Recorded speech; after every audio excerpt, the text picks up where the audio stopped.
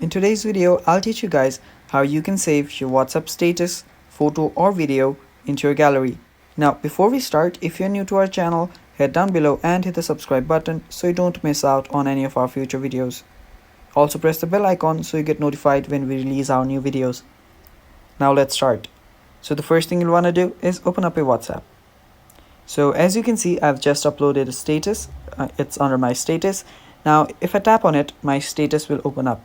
Now this is my status right here. Now let's say I've directly recorded a video or photo and uploaded it to my status. Now to download it, what you'll have to do is open up the status, tap on the three dots on the top right and tap on share. Now after you've tapped on share, there are a lot of options. If you scroll down a bit, you'll see save image option. Now if you have uploaded an image as your status, it will say save image, but if you have uploaded a video as your status, it will say save video. So all you need to do is tap on save image and your status will get saved in your phone's gallery. So it's that simple, guys. I hope you guys understood and now know how you can download your status into your gallery.